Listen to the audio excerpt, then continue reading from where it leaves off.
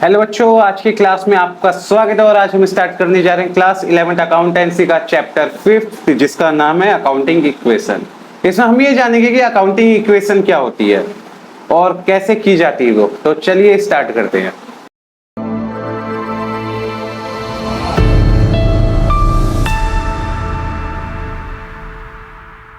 तो बच्चों, इसमें जो हमारा पहला पॉइंट है वो क्या है? Accounting equation is a mathematical expression based on dual aspect principal.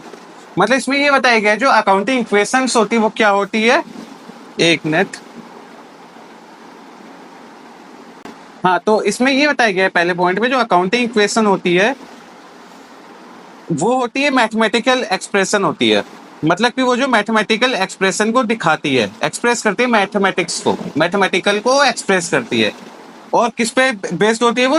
Dual expect principal, मतलब कि डुअल एक्सपेक्ट्स के कुछ रूल्स पे होती है। मतलब कैसे, मैं एग्जांपल देते रहूं, जैसे आप बिजनेस में कोई भी सामान, जैसे आपने बिजनेस के लिए आपने कुछ कैपिटल लगाई या फिर कोई फर्नीचर आपने खरीदा बिजनेस में ऐड करने के लिए कुछ फर्नीचर आपने खरीदा है, तो उसमें आप क्या करोगे? फर्नीचर तो आपके पास आ रहा है, फर्नीचर इन हो रहा है, बदले में क्या जा रहा है आपके पास से? कैश जा रहा है। तो ये क्या हुआ? डुअल एक्सपेक्ट हो गया कहीं ना कहीं।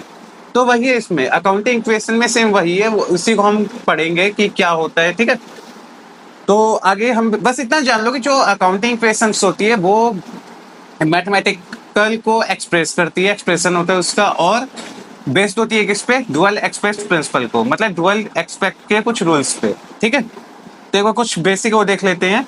इसमें है पहला हमारा एसेट्स। एसेट्स है वो किससे बनता है आपका? कैपिटल प्लस लायबिलिटीज से। कैसे बनेगा कैपिटल प्लस लायबिलिटीज से? जैसे कि एसेट्स क्या है? कैपिटल प्लस लायबिलिटीज, मतलब कि बिजनेस के अंदर जितनी भी कैपिटल है वो एसेट्स में आ जाएगी और जुड़ जाएगी क्या? लायबिलिटीज, मतलब कि बिजनेस के ऊपर कितना कर्जा है। देखो एसेट्स जो है वो क्या है? वो इंटरनल लायबिलिटी है, प्लस जो लायबिलिटीज वो क्या है? हमारी एक्सटर्नल लायबिलिटीज है। इंटरनल लायबिलिटीज कैसे है? कैपिटल, मतलब कि बिजनेस को जरूरत पड़ रही है कुछ अमाउंट की, तो बिजनेस क्या कर रहा है? ओनर से पैसा ले रहा है, वो एक तरीके की इंटरनल लायबिलिटी होगी। कहीं ना कहीं बिजनेस ओनर से पैसा ले रहा है जब उसको जरूरत पड़ रही है, एज अ लोन के रूप में या फिर कर्जा ही मान लो आप उससे, तो बदले में बिजनेस ओनर को क्या दे रहा है? प्रॉफिट दे रहा है ना। तो वैसे ही है हमारी लायबिलिटीज। लायबिलिटीज में क्या होता है? हम किसी पर्सन से उधार पैसा ले लेते हैं या फिर बैंक से ले लेते हैं, बदले हम उन्हें क्या देते हैं? इंटरेस्ट देते हैं। ठीक है, इतना इसमें और ज्यादा कुछ नहीं है। सेकंड पॉइंट हमारा आगे का क्या है? Business transaction and there effects. हम इसमें देखेंगे सेकंड पॉइंट में कि कुछ बिजनेस ट्रांजैक्शंस देखेंगे, उससे क्या अफेक्ट होता है वो देखेंगे। तो देख लेते हैं एक बार हम, वो इंपॉर्टेंट है थोड़ा। तो इसमें देख लीजिए, पहला है हमारा Raju commenced business with ₹10,000 and 6,000 furniture. और जो राजू है वो क्या कर रहा है?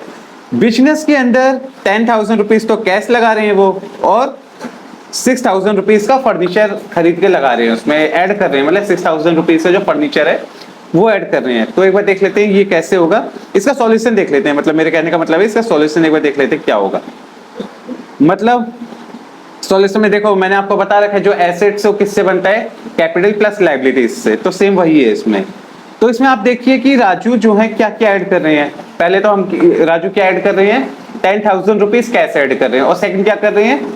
6,000 रुपीज का फर्नीचर। तो उसको हम देख लेते हैं। एसेट्स क्या है? कैश जो आपका एसेट्स में आएगा, है ना, एक तरीके से क्या है वो? संपत्ति है बिजनेस की। कैश जो एक तरीके से कैपिटल हम लगा रहे हैं, कैपिटल क्या है? संपत्ति है। और फर्नीचर भी लगा रहे हैं, फर्नीचर भी एक संपत्ति होती है बिजनेस के लिए। ठीक है, तो एसेट्स में क्या क्या आ जाएगा हमारे? पहले कैश आ जाएगा और फर्नीचर आ जाएगा। 10,000 रुपीज का कैश हो जाएगा हमारा, फर्नीचर हो जाएगा 6,000 रुपीज का।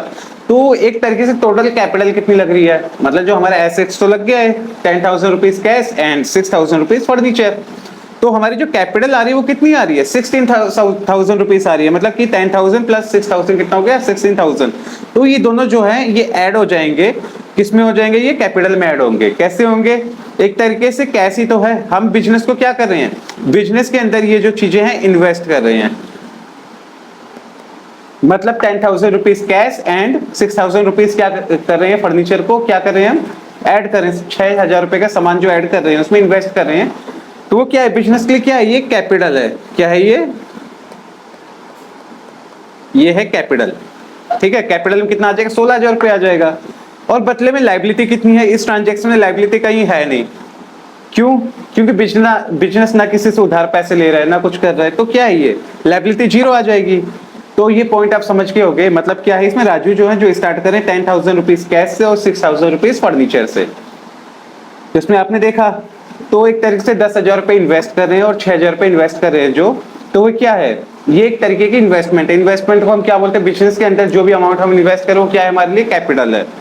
तो एक हमारा फॉर्मूला था क्या, assets equal to capital plus liabilities. मतलब जो एसेट से किससे बनता है, ये आपके बन जाएगा ये कैपिटल से, और लायबिलिटीज से एसेट्स बनता है।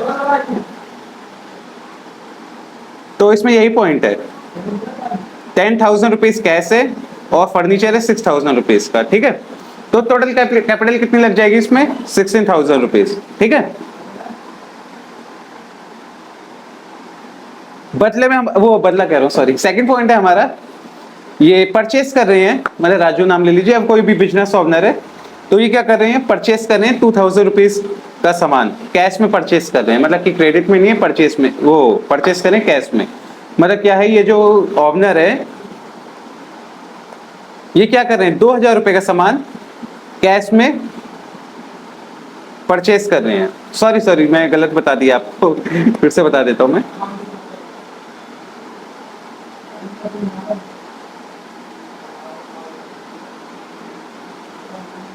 मतलब बिजनेस है, बिजनेस क्या कर रहा है, बिजनेस इस पर्सन से 2,000 रुपए का सामान खरीद रहा है और बदले में क्या दे रहा है, कैश दे रहा है। मतलब कैश में तो हम सामान खरीद रहे हैं उनसे, मतलब जो बिजनेस है 2,000 रुपए का सामान परचेस कर रहे हैं इस पर्सन से और बदले में कैश दे रहे हैं।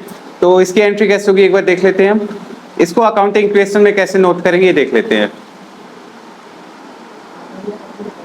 आपको फॉर्मूला याद ही है, assets equal to capital plus liability.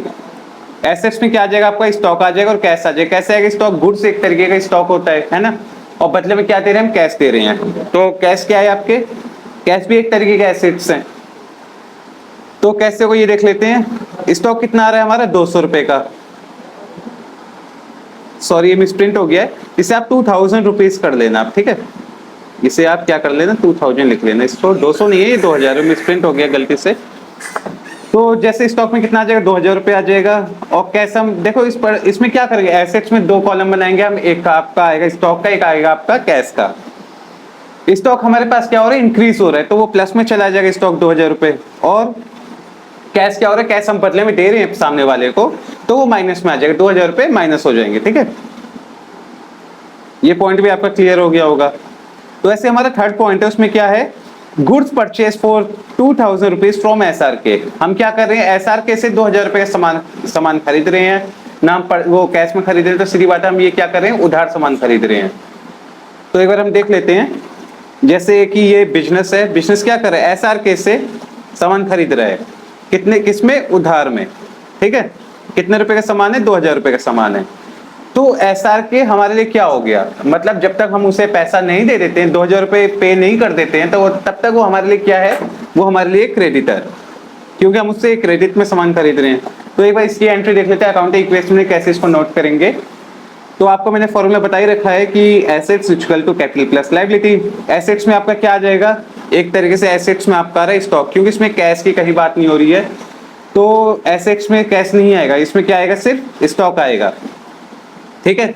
फिर कैपिटल, इसमें कहीं कैपिटल का कहीं रोल नहीं है, तो कैपिटल कहीं हम इन्वेस्ट नहीं कर रहे हैं ना कुछ भी, तो कैपिटल में जीरो रहेगा, कॉलम खाली रहेगा।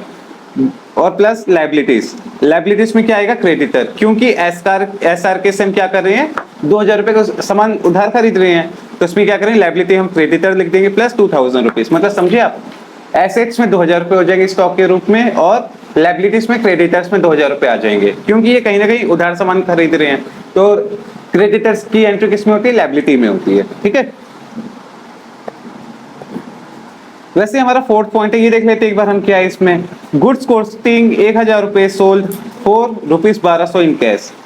मतलब कि कोई गुड्स है, हम क्या कर रहे हैं, उसको सेल कर रहे हैं, मतलब सामने वाले को वो 1,200 रुपए का सामान सेल कर रहे हैं। आप यहाँ पे लिख लेना 1,200 रुपए का सामान इनको सेल कर रहे हैं। तो वो जो हम सामान सेल कर रहे हैं उसकी कॉस्ट कितनी थी, उसकी कॉस्ट थी 1,000 रुपए, मतलब कोई सामान है हमने 1000 रुपए का खरीदा, कोई गुड्स है 1000 रुपीज का हमने खरीदा, उसको सेल कर दिया हमने 1200 का। तो इसकी एंट्री हम देख लेते हैं एक बार।